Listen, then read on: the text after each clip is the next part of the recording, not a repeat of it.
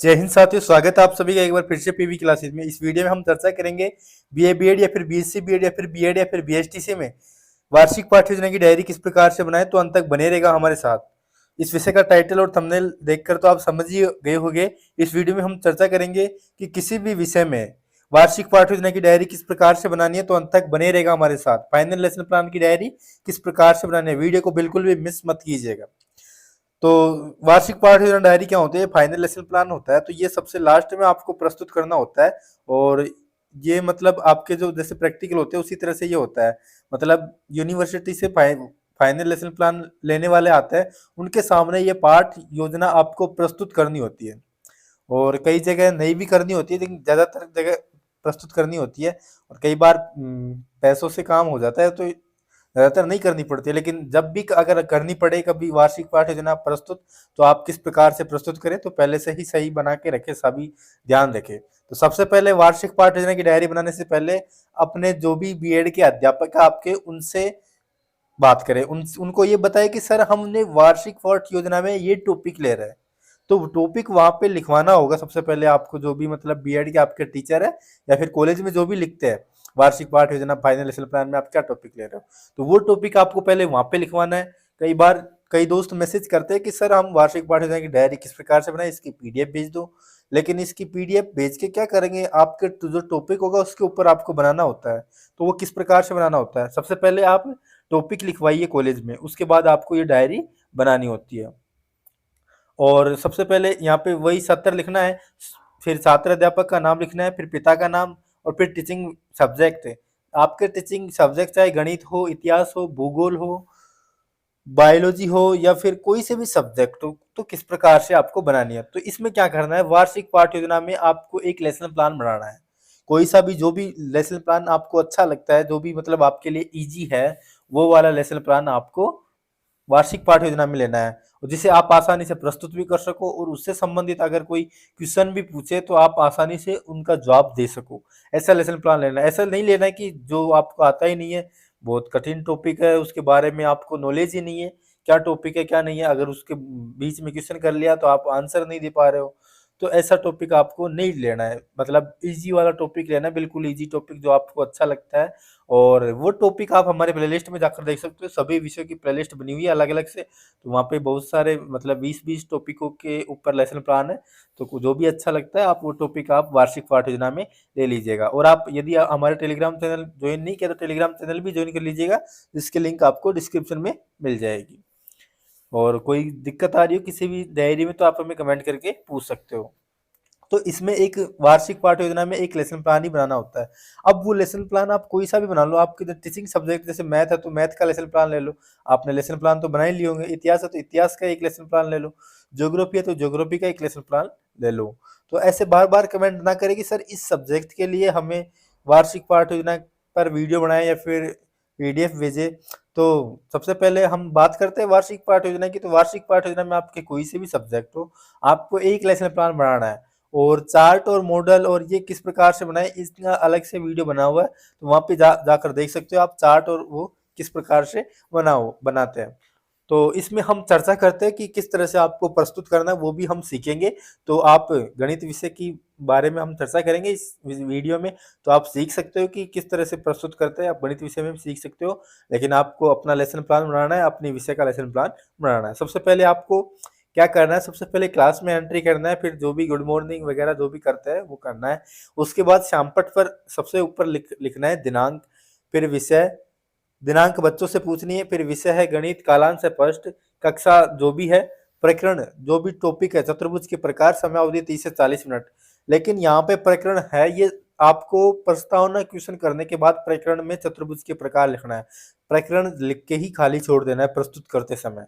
चतुर्भुज के प्रकार आपको जब प्रस्तावना प्रश्न करने के बाद उद्देश्य एकत्र करोगे, उसके बाद आपको ये प्रकरण लिखना है। विद्यालय का नाम, जो विद्यालय आपको इंटरेस्ट में मिला है, ये सिर्फ डायरी में लिखना होता है, न कि वहां पे प्रस्तुत करना होता है। शिक्षण उद्देश्य, अपेक्षित व्यवहारगत परिवर्तन, ये भी सिर्फ डायरी में लिखने होते हैं, ना कि वहाँ पे प्रस्तुत करने होता है। तो ये भाई ज्ञानात्मक अवबोध, ज्ञानोपयोगी, कौशल, अभिरुचि, अभिवर्ती, ये सिर्फ डायरी में लिखने होते हैं, वहाँ पे प्रस्तुत नहीं करने होते। सहायक सामग्री भी डायरी में लिखनी होती है।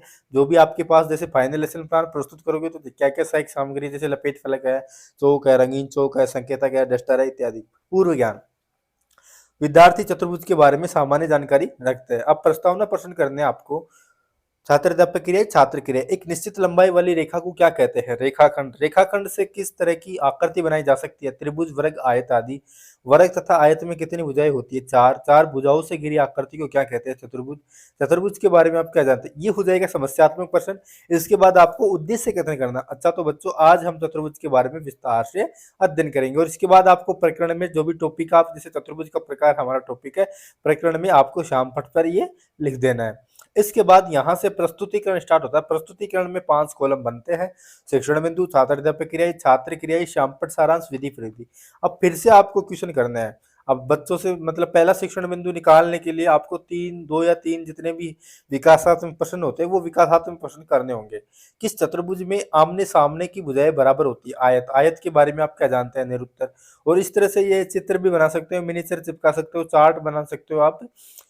और इसके बाद मतलब छात्र अध्यापक कथन, वह चतुर्भुज जिसके आमने सामने की भुजाएं समान हो तथा प्रत्येक कोण 90 डिग्री का हो आयत कहलाता है। इसमें विकर्ण बराबर व परस्पर समद्विभाजित करते हैं। विद्यार्थी ध्यानपूर्वक सुनकर तथ्य को समझेंगे। और ये श्यामपट है ना, ये छात्र अध्यापक कथन के जस्ट सामने चिपकाना है, ना कि ऐसे नहीं है कि श्यामपट के कॉलम में कहीं पे भी चिपका रहे हो श्यामपट।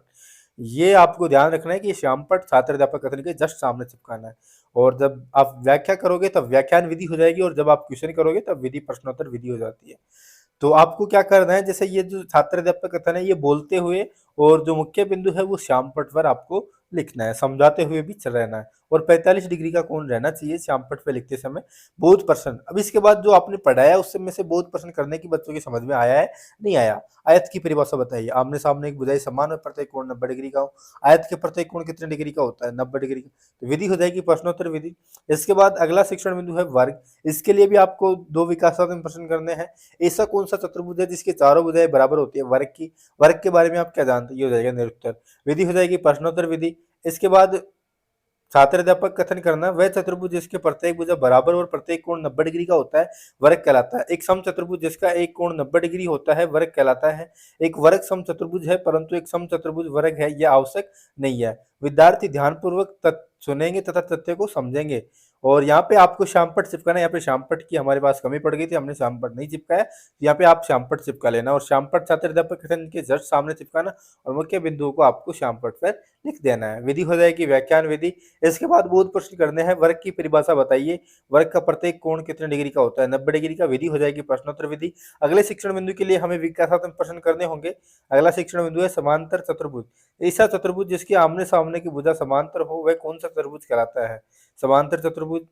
इसके बाद अगला क्वेश्चन है समांतर चतुर्भुज के बारे में आप क्या जानते हैं? हो जाएगा निरुत्तर। छात्र अध्यापक कथन, एक समांतर चतुर्भुज वह होता है जिसकी सम्मुख भुजाएं बराबर हो तथा सम्मुख कोण बराबर हो और उनके विकर्ण परस्पर समद्विभाजित करते हो तथा सम्मुख भुजाओं का एक युग्म बराबर हो और समांतर हो। विद्यार्थी ध्यानपूर्वक सुनेंगे तथा समझेंगे और आपको श्यामपट पर मुख्य बिंदुओं को समझाते हुए चलना है। और ये श्यामपट आपको छात्र अध्यापक कथन के जस्ट सामने चिपकाना है। और विधि हो जाएगी व्याख्यान विधि। फिर बोध प्रश्न, कोण ए प्लस कोण बी दो मिलकर कितने का कोण बनाते हैं? 180 डिग्री का। समांतर चतुर्भुज में कितने विकर्ण बनाते हैं? 2 विकर्ण। विधि हो जाएगी प्रश्नोत्तर विधि। इसके बाद आपको ये मूल्यांकन प्रश्न, ये मूल्यांकन प्रश्न आपको श्यामपट पर लिखने होते हैं। या तो आप पहले से ही श्यामपट पर लिख कर ले जाते हो, अगर श्यामपट पर लिखकर नहीं ले जाते हो तो आपको ये तीनों शिक्षण बिंदु कंप्लीट होने के बाद आपको ये मूल्यांकन प्रश्न श्यामपट पर लिखने होते हैं। समांतर चतुर्भुज क्या है? इसमें 4 ऑप्शन देने हैं। समांतर चतुर्भुज का एक कोण खाली स्थान होता है। समांतर चतुर्भुज की विशेषताओं को लिखिए। वर्ग की परिभाषा एवं विशेषताओं का वर्णन कीजिए। यहाँ पे एक क्वेश्चन और ऐड करना है। मूल्यांकन प्रश्न 5 क्वेश्चन होता है। एक क्वेश्चन कोई सा भी ऐड कर सकते हो, आयत की परिभाषा वगैरह वगैरह कुछ भी लिख सकते हो।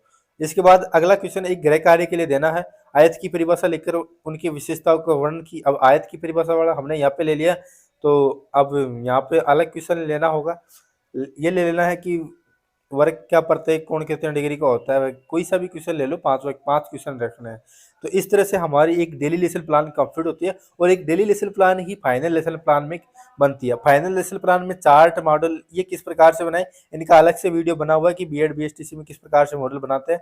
वो वीडियो देख सकते हो, आपको आसानी से समझ में आ जाएगा कि किस प्रकार से मॉडल और चार्ट बनाने हैं।